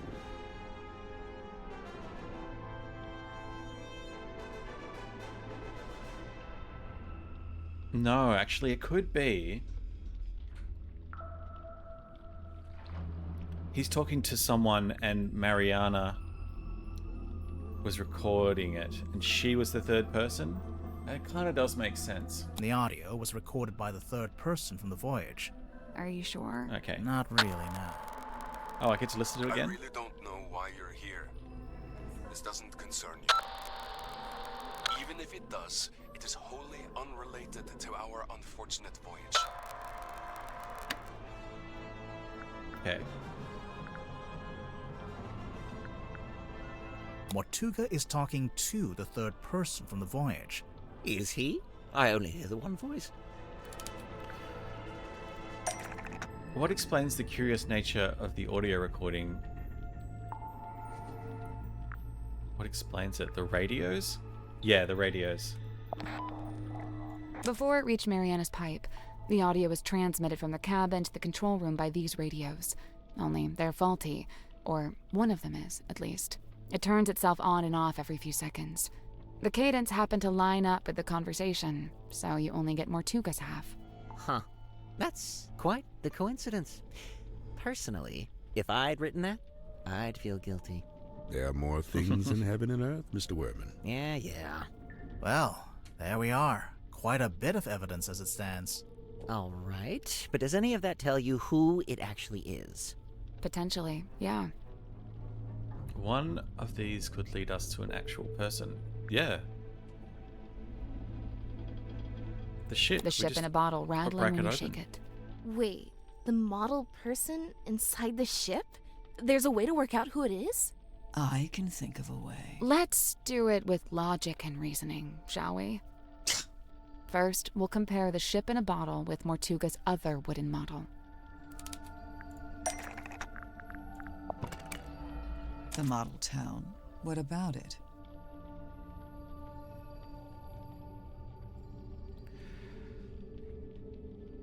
The people who aren't in the town. Oh, yeah. Who lived here that isn't here? the people who aren't in the town. What do you mean?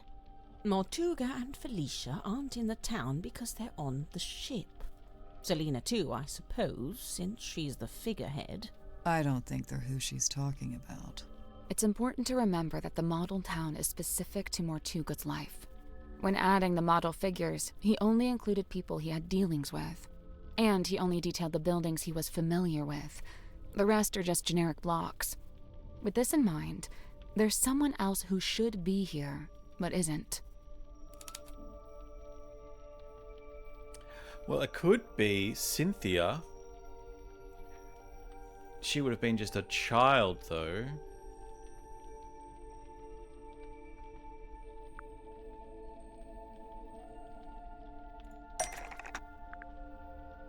Oh, I want to look at my evidence.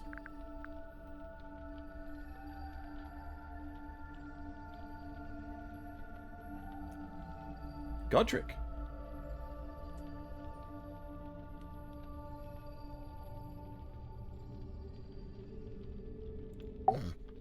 Mortuga made a detailed model of Grip's shop. It's not a generic cube like everything else, which means there should be a model of Grip himself.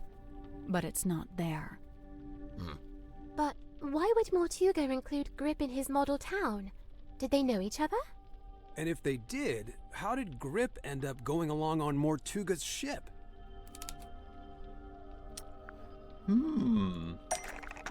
Evidence of Mortuga's dealing with Grip that led him to coming on the voyage. Well,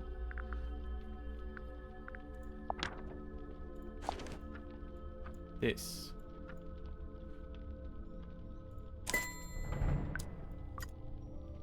There's a sticker on the back of the map. It's a service record from Grip's shop. Mortuga hired Grip to interpret the ocean map, which he did, but Grip didn't ask for payment in money. Instead, he asked to come on the voyage. This isn't proof. Not really. Well, there is one thing we could... Do it. If you don't, I will.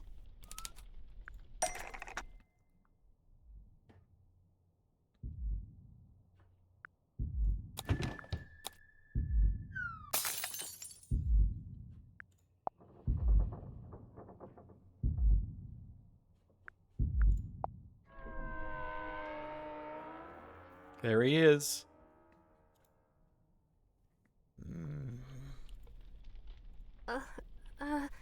Mr. Grip being on that ship isn't actually evidence that he murdered Mortuga. What about the murder weapon? What happened to it? Right. Nor is this evidence that he used the mermaid's tongue. Wouldn't he have needed that special key?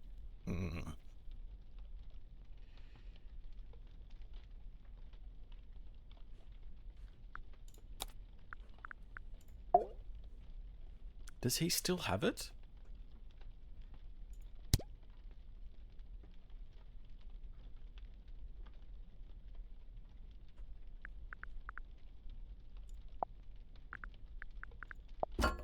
It's right there. It's right there. It's right there. It's been there the whole time.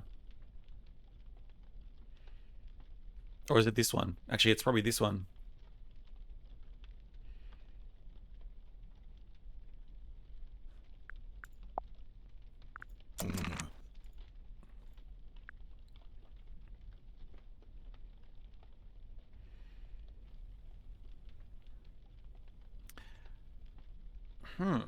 Is there evidence that he actually used it? Oh,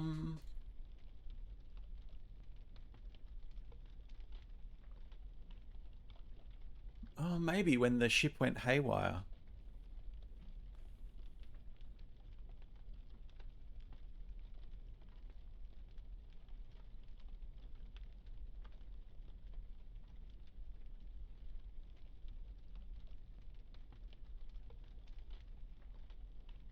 Did he stay in the grotto when, yeah,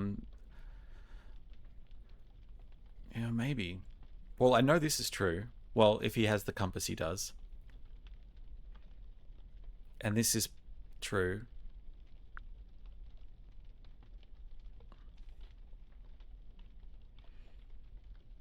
Let's go with this. Grip still has both the murder weapon and the key.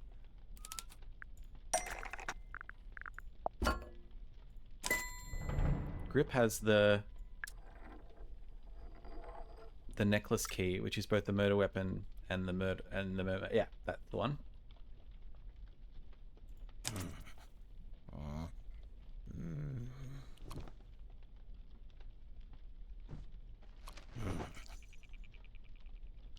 I guess this is it.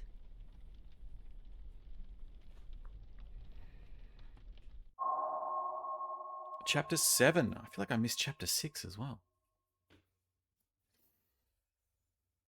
The Wayward Navigator.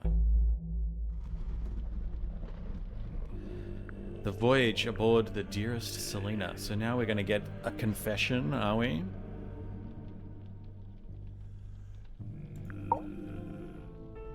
Plot the unplottable, chart the unchartable, measure the unmeasurable.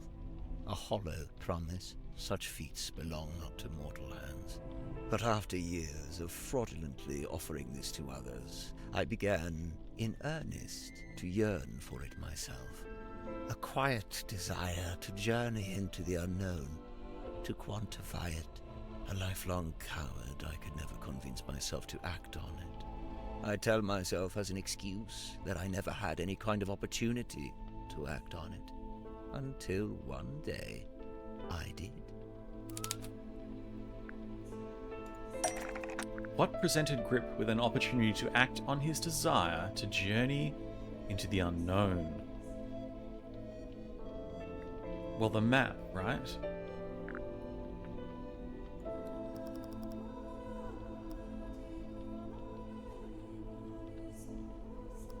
What else could it be?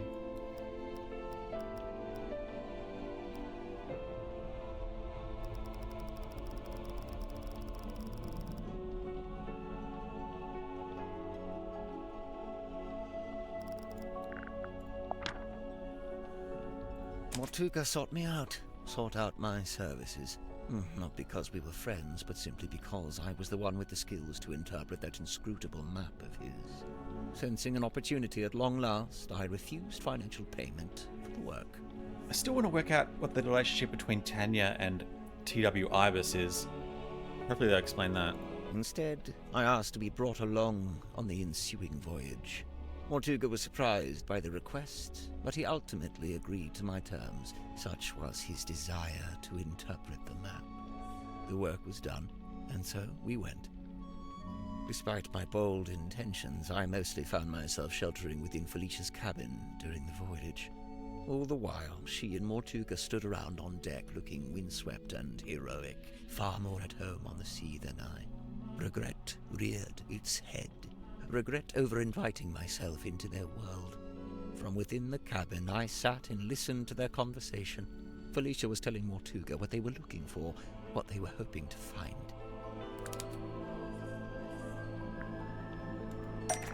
What was Felicia ultimately hoping to find on her voyage?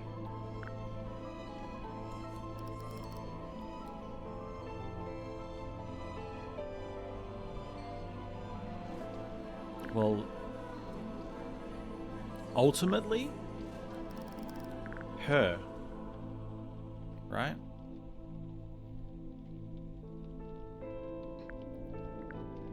Via the way of the cauldron, or via the way of the wooden boy, then the cauldron, the bell, the tongue, and then her. But we're going ultimately. We're going to go with her. That's not it. So, I've misinterpreted that. I feel like... Now you say it's an artifact, but actually, ultimately, she's trying to find the mermaid, right? To talk to her. This still could be... No, actually... It's got to be this. Did Felicia know what it was before she found it? Somehow she did. Her description to Mortuga was thus: a mask worn over the head, It facilitates communication with an ancient being of eternal mystery. That's really how she worded it? With the right contraption in your pocket, even the great unknown may be quantified and calculated. And here it was. Not a map, not a compass, but a communication device. A translator. Besides knowing what it was, Felicia also knew how to find it. How its location in the ocean would be marked with a wooden buoy that glows with green light. We waited. Night fell. But before long we were indeed signaled by this very light, and the buoy was sighted. Mortuga hauled it up, pulled it all up, right onto the deck. It was heavy, but he was strong.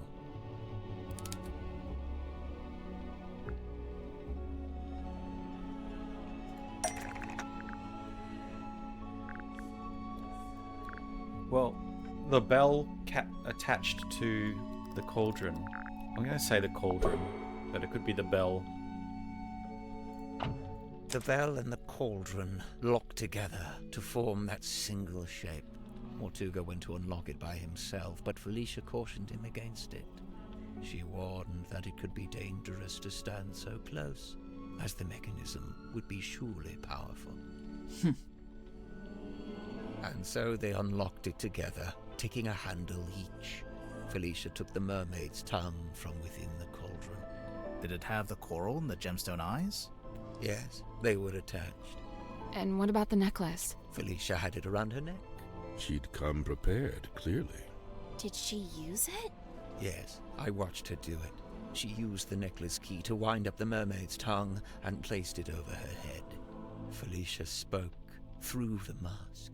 Her voice was changed. The mermaid was summoned. Entranced, I rushed out onto the deck and leaned over the side. Mortuga clambered up to the wheel in an attempt to steer us away from harm. The mermaid reached out and grabbed the wheel. And Mortuga's right shoulder? Yes, of course. His fingerprint mark. Mortuga held fast, but a portion of the wheel broke off and fell into the ocean. With her other hand, the mermaid grabbed the mast, almost snapping it in two. The ship buckled and I was thrown off the side into the ocean. I was underwater, but I was held in place by a hand, her hand. She was speaking to me, but it was a language I could not understand. I wanted so much to understand. Sensing the disconnect, she let go. A moment passed, a lifetime. I became vaguely aware that I was about to drown, but I didn't want to leave. At this moment, the broken piece from the ship's wheel floated up in front of me. By its intervention, I was reminded of my earthly existence, my life beyond this singular moment.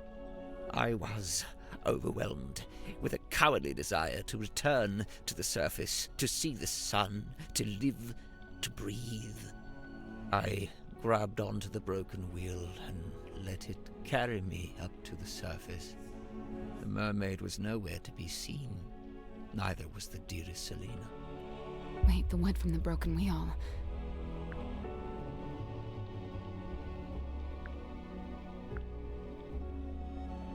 It eventually became Cornelius Kane.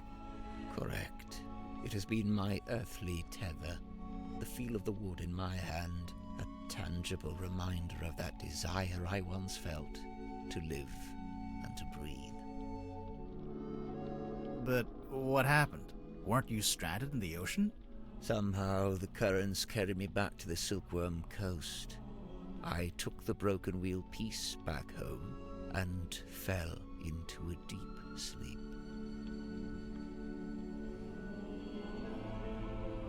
Okay. That was the dearest Selena.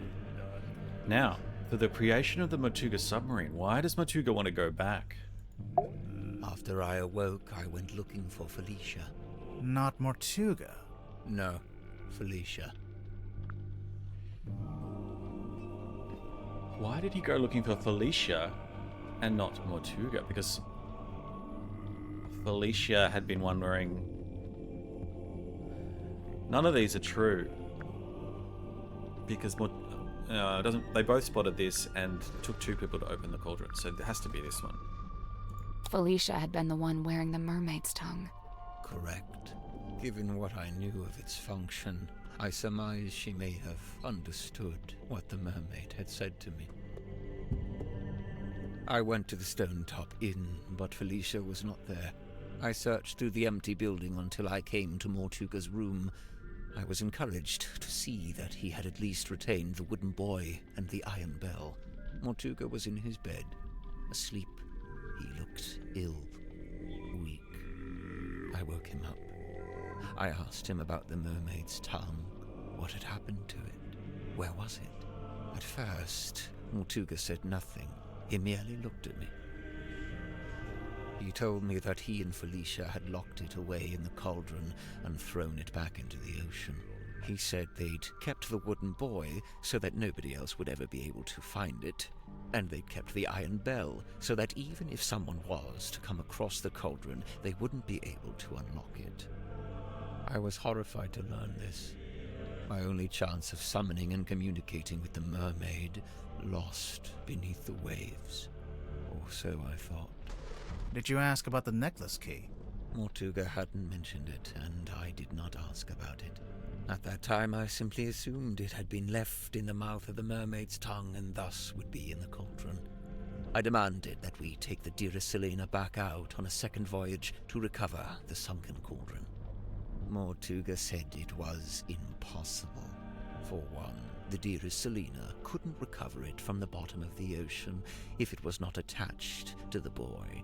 And secondly, Felicia had decommissioned the ship and it was being taken apart at the shipyard. In explanation, Mortuga handed me a folded piece of parchment.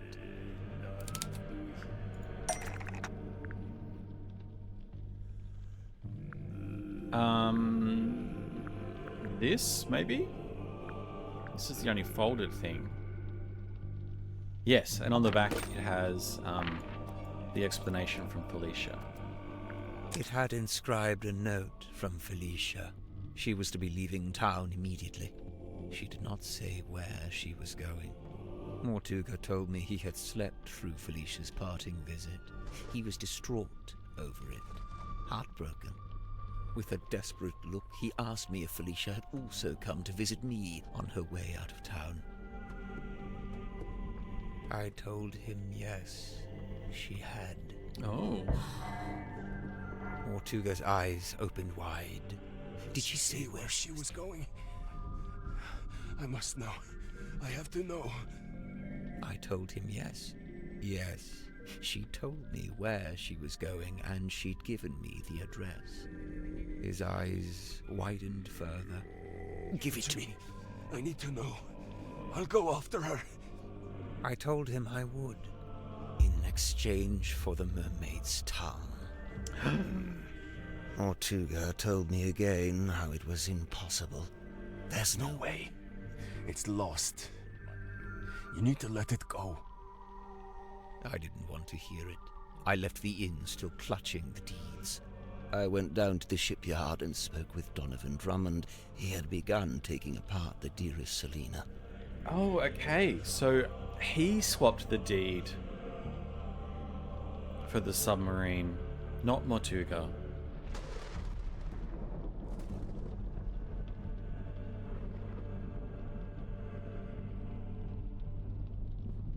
How does that help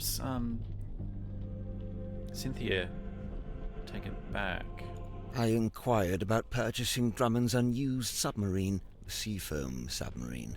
He told me he would be willing to part with it, but it had never been finished. In order for it to be seaworthy, it would need several new parts that would take a long time to build. However, I was determined to find a solution.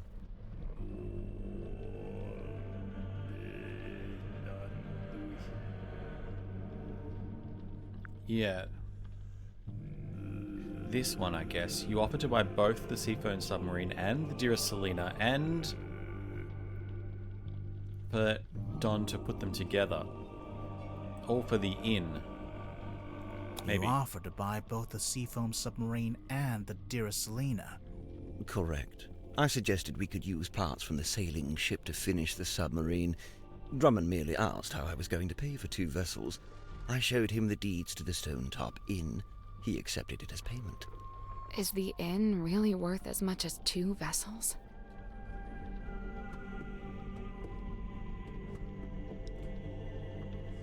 Yeah, Cynthia was not in possession of the deed at the time of the transaction, though. This is what's... I'm missing something there. Perhaps not. But in truth, I think Drummond was glad to have an excuse to part with them. Besides, I knew all too well the allure of a worthy challenge. A chance to put one's skills to their fullest. Indeed, the task of combining the 2 incomplete vessels into a single seaworthy one was highly intriguing to him. And so, it was done. But if you commissioned it, why was it called the Mortuga submarine? Who painted that on the foredeck? Drummond did. He didn't want it to say Seafoam any longer. Too many painful memories. But why Mortuga and not Grip? Yes. Yeah, he pretended to be Mortuga. Or, yeah, it was Mortuga's name. Makes a bit more sense.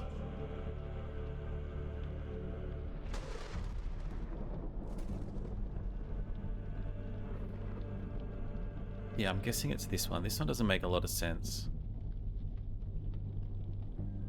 And I'm sure they knew each other, so he wouldn't have been able to get away with that. Because Grip paid for it with the inn deeds, which were in Mortuga's name. Right. Drummond assumed I was merely acting as intermediary for Mortuga, the true buyer. Did you tell Mortuga what you'd done? I told him of my intention to return to the ocean, in a submarine I was having constructed. He wasn't happy about it, but the submarine took months to complete. That was enough time to convince him to come with me and help search for the Mermaid's tongue. He only came with you because you were pretending to know where Felicia had gone, and you were withholding it from him. Correct. What were you going to do if and when Mortuga realized you'd been lying to him? It was worth the risk. There was no question of leaving the Mermaid's tongue at the bottom of the ocean. But it wasn't lost in the ocean. Mortuga had it the whole time. Correct. As I had lied to him, he had lied to me.